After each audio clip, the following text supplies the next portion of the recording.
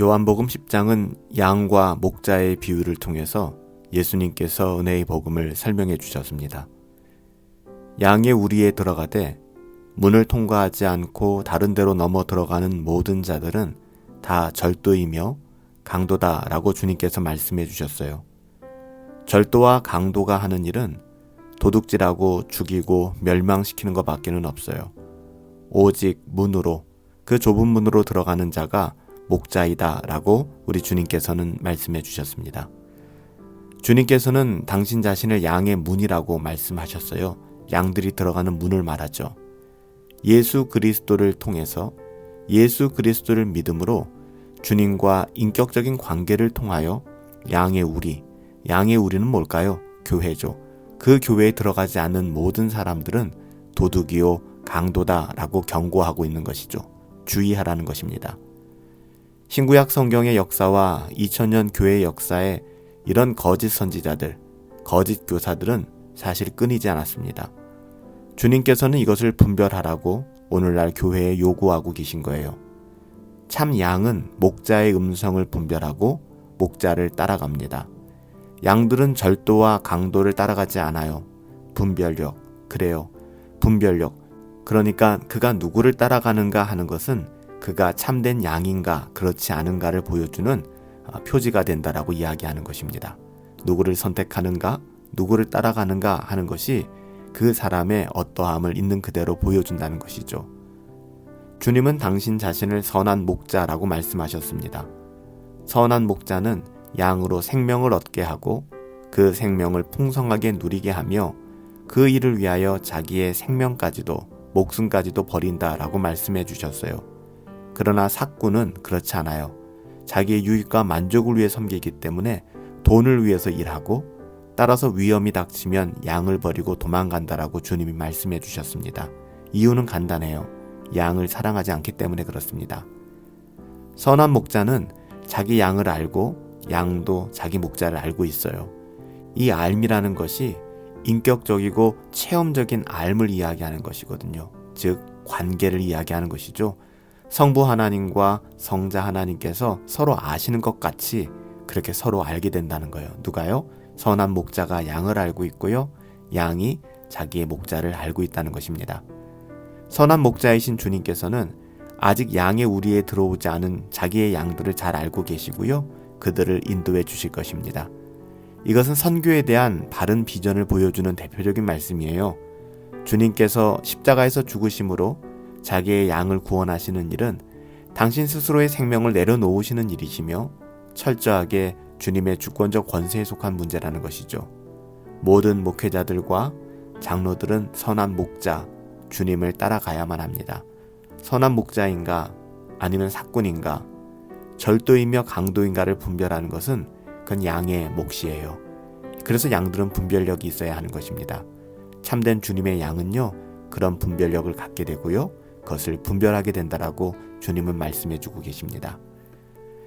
이후에 19절부터 42절까지는 수전절 논쟁에 대해서 기록하고 있어요. 수전절, 한우카는요, 주전 165년, 그러니까 역사적으로 유대의 마카비우스 안티오코스 에프파네스에 의해서 더럽혀졌던 그 성전을 탈환하고 재봉헌하는 것을 기념했던 그런 절기가 바로 수전절입니다.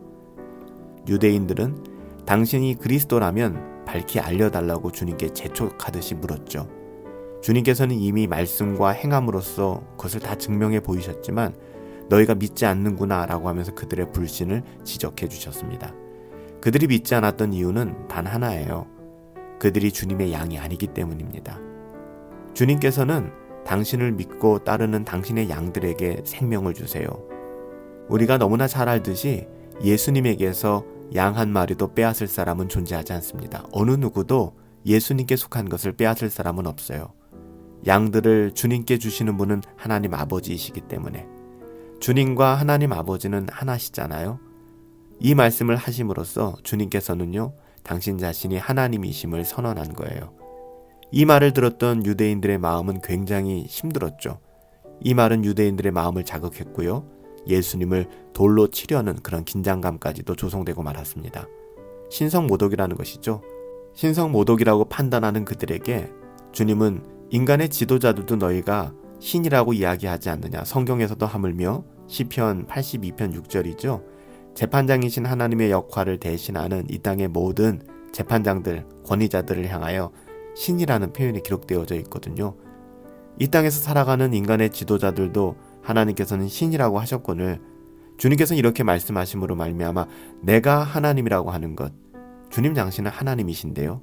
너희가 이것을 책망하느냐? 책 잡느냐? 사실 여기에서의 문제는 예수님을 보지 못하고 예수님이 하나님의 아들이심을 알지 못하며 메시아인 것을 보지 못하는 그 이유는 앞에도 말씀드렸듯이 그들은 예수님께 속한 사람들이 아니요 거듭나지 않았기 때문에 예수님을 알 수 없는 거예요. 도리어 책망하셨죠. 예수님께서. 그들이 주님께서 하시는 일을 정직하고 깨끗한 눈으로 볼 수만 있었다면 그들은 예수님을 믿었을 거예요. 주님 안에 하나님이 계시고 하나님 안에 주님이 계심도 볼 수 있었을 거예요. 여러분, 오늘날도 전혀 다르지 않습니다.